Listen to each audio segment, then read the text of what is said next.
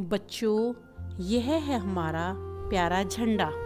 आइए आज हम इसके बारे में बात करते हैं। प्रत्येक स्वतंत्र राष्ट्र का अपना ध्वज होता है जो उस देश को स्वतंत्र देश होने का संकेत देता है। इस झंडे की परिकल्पना पिंगली वेंकैया ने की थी। देश आजाद होने से कुछ दिन पूर्व ही 22 जुलाई 1947 को आयोजित संविधान सभा की बैठक में झंडे के इस रूप को अपनाया गया था। भारत का राष्ट्रीय ध्वज 3 रंगों से मिलकर बना है, इसीलिए इसे तिरंगा झंडा भी कहते हैं। राष्ट्रीय ध्वज में 3 रंगों की समान चौड़ाई की क्षैतिज पट्टियां हैं। ध्वज की लंबाई और चौड़ाई 3 और 2 के अनुपात में है, जिसमें सबसे ऊपर केसरिया रंग की पट्टी है जो देश की ताकत और साहस को दर्शाती है। यह रंग बलिदान का भी प्रतीक है और उन देश के वीरों की याद दिलाता है जिन्होंने देश की रक्षा के लिए अपने प्राण न्यौछावर कर दिए। बीच की सफेद पट्टी सत्य और शांति की प्रतीक है। आपस में मिलजुल कर शांति के साथ रहने का संदेश देती है।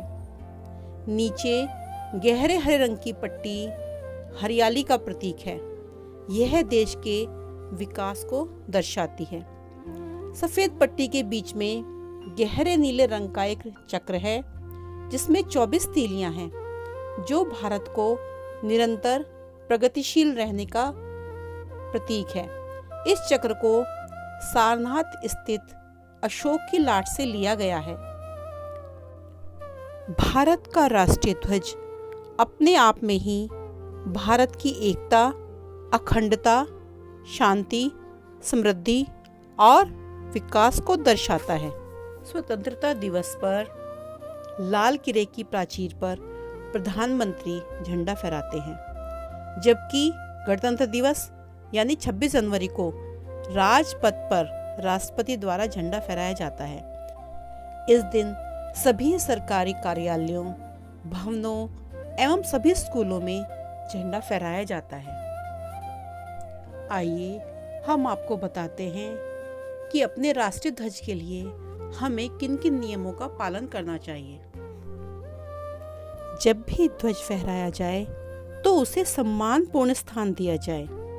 उसे ऐसी जगह लगाया जाए जहां वह स्पष्ट रूप से सभी को दिखाई दे। तिरंगे को हमेशा सूर्योदय के बाद ही फहराया जाता है और सूर्यास्त से पहले ही उतार लेते हैं। तिरंगे को कभी जमीन पर नहीं रखना चाहिए। झंडे को फहराते समय यह ध्यान रहे कि केसरिया रंग सबसे ऊपर और हरा रंग नीचे की ओर रहना चाहिए। मैला कुचैला या फटा हुआ झंडा कभी नहीं फहराना चाहिए। झंडे को किसी भी प्रकार का नुकसान नहीं पहुंचाना चाहिए। ध्वज पर कुछ भी लिखा या छपा नहीं होना चाहिए। ध्वज केवल राष्ट्रीय शोक के अवसर पर ही आधा झुका रहता है।